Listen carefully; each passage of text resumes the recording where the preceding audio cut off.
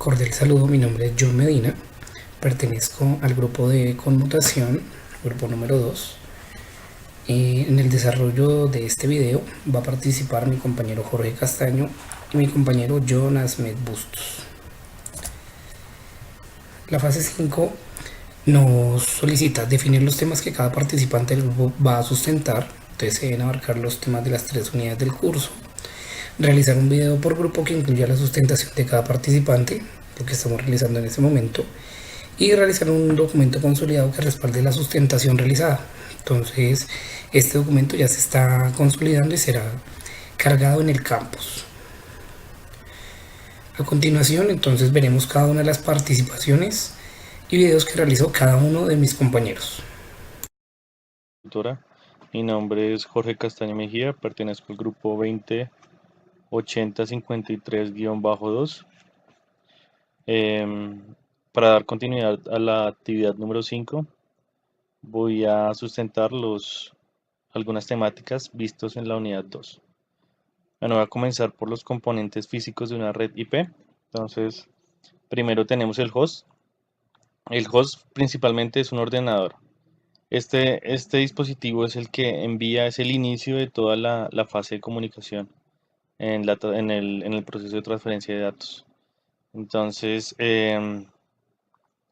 este es más que todo comúnmente descrito como un lugar donde recibe un sitio web y el Internet tiene una dirección IP única con un nombre y dominio en el host. Entonces, digamos que este es el inicio de toda la transmisión de datos.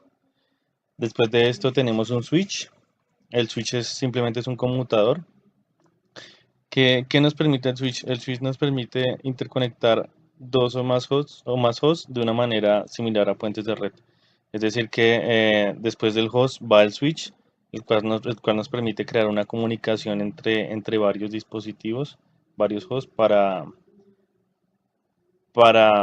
digamos, crear una red como tal. Después de ello tenemos el router. El router es un dispositivo que opera en la capa 3 del nivel OSI y permite que varias redes u ordenadores se conecten entre sí. Esto para que entre ellas haya una misma conexión, digamos, por ejemplo, de Internet. El router tiene un protocolo de enrutamiento que permite comunicarse con otros routers y comparten información entre sí y dependiendo de ella identifican cuál es el camino más fácil para enviar datos entre ellos. Bueno, para lograr estas comunicaciones tenemos diferentes tipos o soportes físicos para enviarlas. En sí son tres principales, que son el cable coaxial, el cable par trenzado y la fibra óptica. Ya vamos a ver las aplicaciones de cada uno de ellos y cómo se componen. Bueno, el cable coaxial tiene un hilo único en su interior, el cual es de cobre, y alrededor de este hilo tenemos un aislante y un apantallado metálico, el cual funciona como una protección para las interferencias electromagnéticas o transmisiones que están al lado de estos cables. La ventaja que tenemos con este cable coaxial es la parte de las interferencias, ya que otros sistemas pues, se ven más afectados por las interferencias, por ejemplo, electromagnéticas. Pero como desventaja tenemos el costo y la instalación, ya que no es un cable es muy robusto y es muy difícil de cablear. De segundo tenemos el cable UTP. El cable UTP es un cable trenzado. Es muy popular en nuestros tiempos, ya que por él se hacen las mayores conexiones a Internet. Este cable utiliza una conexión en su mayoría RJ45, el cual es el que utilizamos para las conexiones entre routers, entre switches, em, comunicaciones al PC como tal. Y de este hay varias categorías, desde la categoría 5 hasta la 7. dependiendo de la robustez del cable y lo protegido que esté cada cable. Esto ya va en algunas normativas de comunicaciones y dependiendo de ello se elige el mejor cable UTP que pueda servir para determinada aplicación. Después de ello tenemos la fibra óptica. La fibra óptica, a comparación de los otros medios de comunicación, em, tiene, no transmite voltajes ni resistencia, sino que funciona a través de luz. Esto elimina totalmente las interferencias, en su caso, por ejemplo, las interferencias electromagnéticas, y tiene ventajas en cuanto a velocidad de transmisión, ya que, bueno, al ser luz, es capaz de recibir y enviar una mayor cantidad de datos. Por último, tenemos la conexión inalámbrica. Esta no, esta red usa ondas de radio, puede usar haces infrarrojos, entre otras, para transmitir información. La desventaja es que no se puede usar a largas distancias eh, y su uso más común hoy en día es en lugares cerrados, por ejemplo, casas, empresas, edificios, en donde se transmite, digamos, el internet, por ejemplo, la red Wi-Fi a través de un router. Esto tiene pues las desventajas, pues una es la distancia y otra desventaja que tenemos es la parte de las interferencias electromagnéticas. Bueno, siguiendo con el tema, tenemos el modelo OSI. El modelo OSI son varias capas que se dividieron en el proceso de comunicación de redes de datos. Aquí tenemos las 7 capas, vamos a explicar cada una de ellas. Entonces tenemos el nivel de nivel físico, nivel de enlace de datos, nivel de red, nivel de transporte, nivel de sesión, nivel de presentación y nivel de aplicación. Entonces, la primera capa es la capa física. En el modelo OSI, esta es de donde el medio físico, de donde se transmite la información. Podemos poner un ejemplo, el computador o un teléfono IP, un ejemplo. Luego de ello sigue la capa de enlace de datos. Esta capa se encarga de hacer direccionamiento y detectar errores de la distribución, el cual están ordenadas en tramas y también se encarga del control del flujo. Luego de esto tenemos la capa de red, que esta nos permite identificar el enrutamiento que vamos a tener y a estas unidades se le denominan paquetes. Se puede clasificar en protocolos enrutables y protocolos de enrutamiento. Después tenemos la capa de transporte. Esta capa se encarga de, como dice su nombre, transportar los datos, los cuales se encuentran dentro de paquetes de la máquina de origen a la máquina de destino. Luego de esto tenemos la capa de sesión. Esta se encarga de mantener el enlace entre digamos, el que emite la señal y el que la recibe. En sí, esa es la función de esta capa. Tenemos la capa de presentación. Esta capa tiene como objetivo que distintos equipos de diferentes representaciones internas, eh, en diferentes representaciones internas, los datos lleguen de manera reconocible. Luego la capa de aplicación, la cual ofrece la posibilidad de acceder a los servicios de las demás capas y define los protocolos que se utilizan para intercambiar datos, como digamos un correo electrónico, entre otros. Esto utiliza, digamos, varios protocolos de aplicaciones distintas continuamente y se están desarrollando nuevas en el presente. Aquí tenemos un resumen de las capas. Como en la capa física, se encarga de toda la parte de cables, conectores, voltajes, velocidad de datos, toda la parte física del proceso de transmisión. La enlace de datos accesa a los medios, la red hace toda la parte de direccionamiento y mejora de ruta, transportes hace la parte de conexión de extremo a extremo Sesión comunica entre host, presentación, representación de datos y procesos, red de aplicación. Aquí podemos ver en la parte física, pues tenemos el conmutador, tenemos el cable de Ethernet, el token ring hub, el repetidor. En la parte de enlace de datos tenemos ya lo que es el switch, por ejemplo. En la parte de redes tenemos el router, la parte IP, la parte de transportes, los protocolos TCP, UDP. En la parte de sesión, por ejemplo, aquí tenemos AppleTalk, WinSock. Presentación, aquí digamos si se transmite un archivo de imagen, tenemos el JPG, GIF, MPG. Y en la parte de aplicación, aquí por ejemplo tenemos la HTTP, o FTP o SMTP. Luego de esto seguimos con el protocolo IPv4. En sí, este protocolo asignó una serie de cadena de números, que el cual está compuesto por 32 bits y se dividen en dos partes. Estos 32 bits me indican de forma clara le dan una identificación a la red y a la computadora. Entonces aquí en la imagen podemos ver, está dividida en cuatro partes, 8 bits cada parte. Em, la mitad de ellos componen componentes de la red y la otra mitad componentes de la computadora. Podemos ver un ejemplo acá, la dirección IP 172.16 que compone la parte de la red y 254.1 que hace lo que hace parte de la computadora y son representados en formato decimal.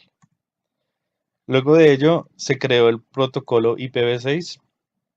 La ventaja de este protocolo es un protocolo ya de una longitud mayor, es de 128 bits y tiene 8 grupos. Aquí podemos ver los 8 grupos. Esto es la principal diferencia, es que tiene una mayor longitud y así permite que un mayor número de cantidad de dispositivos tengan una identificación única, haciendo pues de esta del creciente número de dispositivos que ya se están conectando a Internet, tengan una identificación propia, al contrario de la IPv4, que necesitaba identificaciones dinámicas, las cuales se les asignaban al dispositivo dependiendo de la conexión que tuvieran automáticamente. Esto ya permite la conexión de millones de dispositivos, identificándolos uno a uno, debido a su longitud. Bueno, el direccionamiento IP identifica a los dispositivos una vez se conectan a la red por el protocolo IP. Está expresado en un identificador de 48 bits y se utiliza como una forma de identificación en la red. No depende del protocolo de conexión utilizado en la red. Bueno, las subredes lo que hacen es que nos permiten dividir una sola red en varias redes. Un ejemplo, en unas empresas hay una sola red, pero estas están subdivididas dependiendo de las áreas o departamentos. Esto, esto lo que permite es que se necesiten menos direcciones de red y aumenta las posibilidades en el direccionamiento local. La máscara de subrep es una división de bits para delimitar el ámbito de una red en ordenadores. Entonces, generalmente tenemos esta configuración 2.255.255.255.0.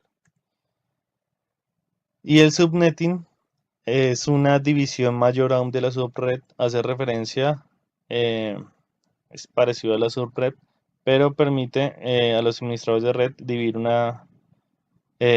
varias redes sin necesidad de hacerlo público. Bueno, como tal, esta es la sustentación a la actividad a lo visto en la unidad 2 en cuanto a estas temáticas. Muchas gracias. Muy buenas tardes, queridos compañeros. En este momento nos encontramos realizando la actividad número 5 de la materia de conmutación, en donde vamos a realizar una presentación acerca de ciertos temas que se realizaron durante el proceso de la materia. Bueno, primero que todo, mi tema va a tratar el aspecto de las redes convergentes y sus implicaciones. Entonces nosotros sabemos que una red convergente es un elemento que transmite datos y voz, y que fuera de estos aspectos de transmisión de datos y voz, eh, vemos que hay una configuración y que por medio de este tipo de configuración se pueden dar estos elementos de transmisión. Estos tipos de transmisión de redes son nuevos porque antiguamente se utilizaban otros métodos, y estos son los que se utilizan o han sido impulso para llegar a los puntos de redes con fibra óptica y otras tecnologías más novedosas. Las redes convergentes como tal permiten que haya una implementación entre lo que es la telefonía y cada uno de sus elementos, por medio de un uso de IP, y se deben usar unos centros de contacto virtuales para poder manejar también los aspectos de mensajería, televisión y otros aspectos. Entonces, en nuestro modelo, más que en nuestro modelo, en nuestro ejemplo de cómo se utilizan las redes convergentes o para qué se utilizan las redes convergentes, podemos ver estos elementos. Bueno, con relación a lo que es el aspecto de las redes convergentes, nosotros tenemos un modelo de red convergente, el cual está caracterizado por ciertos aspectos. Estos aspectos deben ser los siguientes.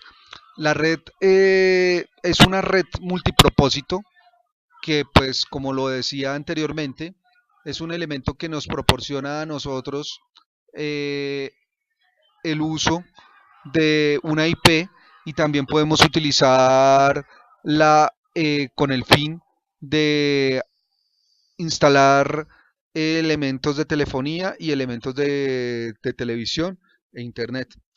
La red multipropósito es una arquitectura funcional que nos permite generar y distribuir todos los aspectos de la IP. Se utilizan sistemas de protocolo abiertos estandarizados, los que hemos ido, pues, utilizando y los que hemos ido viendo a través del proceso de la materia. Igual, estos son los que nos permiten a nosotros esa transmisión de tráfico de voz, y por lo cual de una forma digitalizada. Esto nos permite a nosotros unas grandes prioridades con respecto a otros sistemas, otros modelos de sistematización basados en IP. Cuando nosotros hablamos de los protocolos como los MPLS, que fueron vistos en la materia, y los protocolos MPL, también podemos diferenciar que al usar el protocolo Quality of Service, que, pues, son los protocolos usados en este tipo de modelos, podemos ver que este permite unos procedimientos mucho más avanzados, y que la ingeniería de tráfico es mucho más efectiva y idónea para el servicio al que nosotros estamos viéndonos en el momento del trabajo y de la instalación como tal. Pues las redes de convergencia, nos generan unas características definidas que son las que nos proporcionan a nosotros una eficiencia en sí. Podemos definir que las características pueden ser la tolerancia a fallas, pues porque es una red que limita el espacio, el impacto, perdón, de una falla cuando se está generando ya el trabajo con el software y que haya una relación idónea entre lo que es software y hardware y con esto puede haber una recuperación rápida si es da una falla determinada, ¿no? Nosotros también podemos encontrar algo que se llama la escalabilidad, discúlpenme, que simplemente es un proceso por el cual se puede ir verificando rápidamente cada uno de los aspectos que se ven dentro de la red. Entonces así es que se pueden admitir nuevos usuarios y aplicaciones para que no afecte el rendimiento del servicio de la red y se está verificando rápidamente cada uno de estos elementos. Seguimos con otros aspectos, podrían ser la calidad del servicio, que la calidad del servicio nos provee a nosotros mayor eficiencia en el servicio como tal y podemos denotar que las transmisiones sobre todo las transmisiones de voz y video, son más eficientes y existe un envío ininterrumpido de paquetes en las informaciones existentes. Bueno, hablamos también del aspecto de la seguridad. Pues al intercambiar la información, puede ser de tipo empresarial o puede ser de tipo personal, la confiabilidad es imperativa, ¿no? O sea, es necesaria. Entonces, lo que sí nos puede generar este tipo de características de una red de convergencia es el proceso de de las diferentes tramas que se van generando en el proceso para aumentar así la seguridad de la misma arquitectura y como resultado pues podemos evidenciar que hay una evidencia y una objetividad en el aspecto de la seguridad de nuestros datos y de nuestros paquetes que se están interviniendo en esta red. Bueno, nosotros hablamos de unos aspectos diferentes como son los de el aspecto del Internet de objetos, lo que son el 5G y las redes ópticas. Pues nosotros sabemos que pues en el proceso de toda la realización de las redes se deben y se requieren cada día más elementos que sean más óptimos y eficientes y sobre todo autónomos.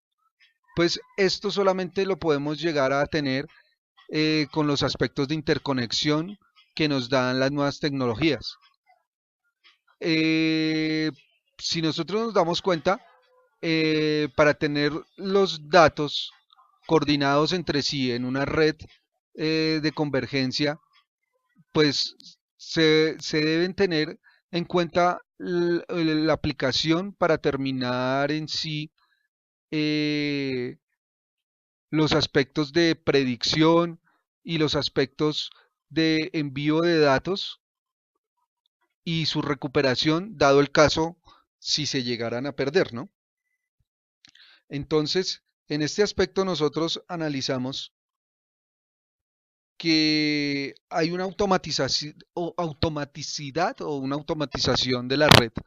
Por eso, pues este tipo de redes convergentes generan ese aspecto y permiten que los usuarios estén visualizando y controlando cada uno de los aspectos que están interviniendo en sus redes personales, ¿no? Entonces, aquí cuando hablamos nosotros de aspectos de 5G, se refiere a un tipo de tecnología que es inalámbrica, que mejora de gran manera la funcionalidad de la red en sí. Y pues como tal es una red que ha ido evolucionando y ahora es muy utilizada por las características presentadas anteriormente, ¿no? Nosotros sabemos que es más rápida, pues puede competir fácilmente con otros tipos de redes, que pueden ser redes como o tipo de tecnologías WinMax o LTE, y esto hace gran diferencia de esos aspectos. Entonces, ya con relación a lo que son las redes ópticas, nosotros vemos relacionado este aspecto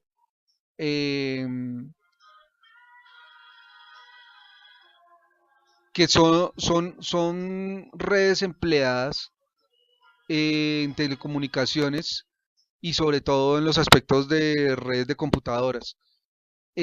Son muy funcionales para la comunicación, pues, pues emplean sistemas según los avances tecnológicos, se ha definido que sean usadas por medio de emisión láser.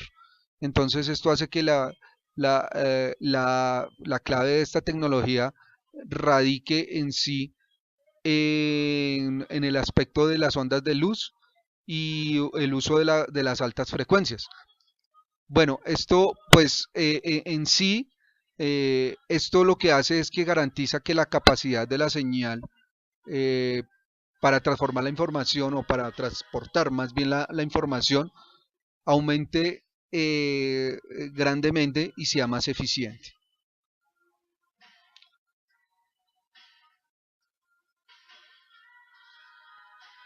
Entonces, compañeros,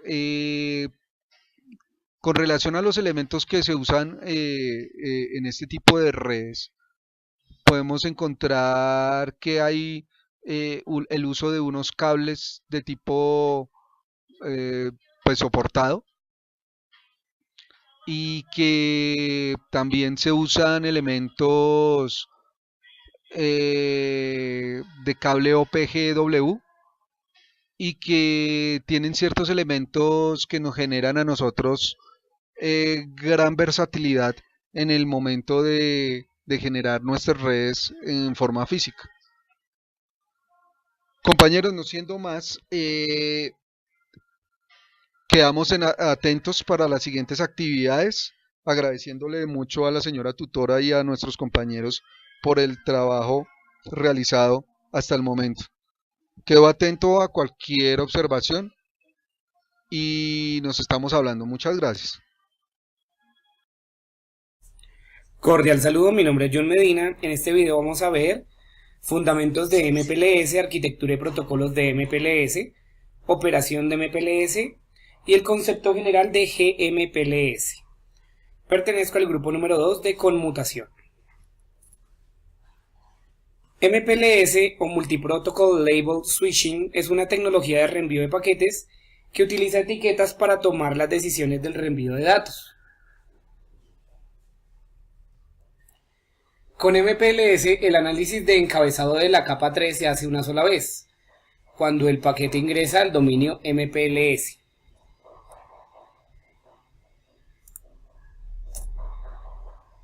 Bueno, a continuación vemos la estructura de la etiqueta, que se compone de 4 partes.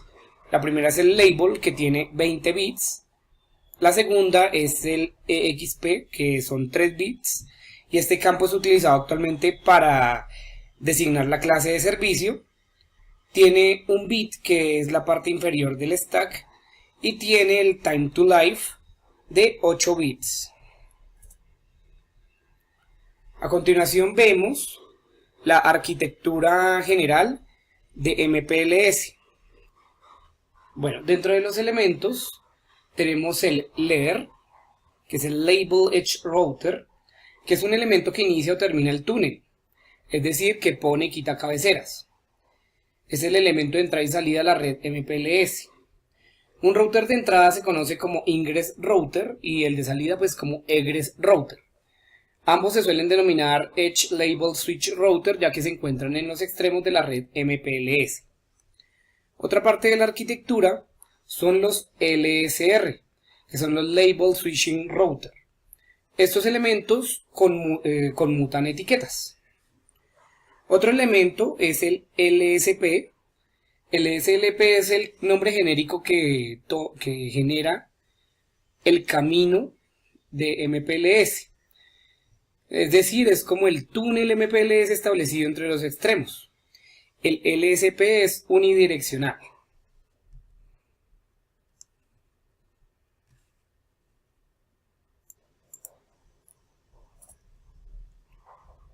Bueno, protocolos. MPLS utiliza los protocolos de distribución de etiquetas para crear y mantener de forma dinámica la asociación de etiquetas que genera un LSP y la asociación del mismo con un destino particular. Existen dos protocolos principales de distribución de etiquetas que son utilizados en MPLS, que son LDP, que son Label Distribution Protocol, y el RSVP, que es el Resource Reservation Protocol. El RSVP es un protocolo genérico de reservación de recursos que fue adaptado para utilizarse en ambientes MPLS. LDP es un protocolo que fue específicamente diseñado para ambiente MPLS. El RSVP es un protocolo que fue rediseñado para poder transportar objetos. Estos objetos no tienen ningún sentido particular para RSVP y son transportados entre equipos para que algún otro protocolo como MPLS los utilice. Esto pues permite fácilmente extender funcionalidades RSVP. El protocolo LDP asocia un grupo de prefijos de destino con un LSP en particular. Entonces a este set de prefijos de destino se le conoce como FEC, que es el nombre que se le da al tráfico que encamina bajo una etiqueta. FEC significa Forwarding Equivalence Class. Esto a su vez es un subconjunto de paquetes tratados del mismo modo por el conmutador.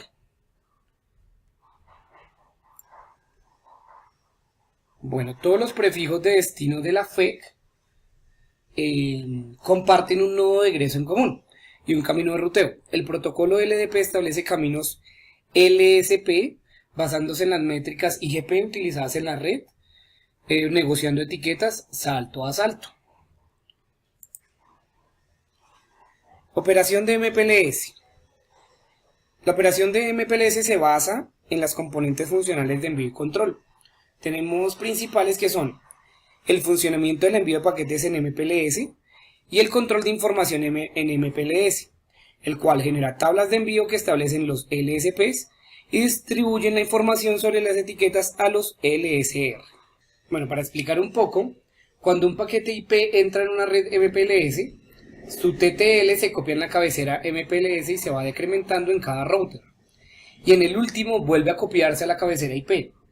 El problema surge en redes con tecnología ATM o Frame Relay, ya que la etiqueta se coloca en la cabecera de la capa 2 y no podemos decrementar el TTL. En estos casos se calcula el número de routers que va a atravesar el paquete dentro de la red MPLS y se decrementa su TTL al inicio. Esta solución requiere además de un mecanismo extra para evitar que un fallo pudiera provocar un loop. La base del MPLS está en la asignación e intercambio de etiquetas, ya que estos son los que permiten el establecimiento de los caminos LSP por la red. Los LSP se establecen para un sentido del tráfico en cada punto de entrada de red. Si queremos un tráfico duplex, pues se requiere dos LSPs, uno en cada sentido. El núcleo de MPLS proporciona una arquitectura de transporte que hace aparecer a cada par de routers a una distancia de un solo salto. A nivel funcional es como si estuvieran unidos todos en una topología de malla total. En MPLS la construcción de caminos virtuales es mucho más flexible y no se pierde la visibilidad sobre los paquetes IP en la red. Por último vamos a hablar de GMPLS, que son las siglas de Generalized Multiprotocol Label Switching. Se encuentra en proceso de estandarización y es una evolución de MPLS. Entonces allí pues se trata de un avance evolutivo que soporta no solamente la conmutación de paquetes, sino también la conmutación en el tiempo, en longitud de onda y fibra óptica. Además, GMPLS abarca, pues además de los routers IP y los switches ATM, dispositivos de conmutación como conmutadores digitales de señales multiplexadas en el tiempo o Digital Cross Connect. También abarca conmutadores de longitudes de onda con conversión electro-óptica y conmutadores de longitudes de onda totalmente ópticos.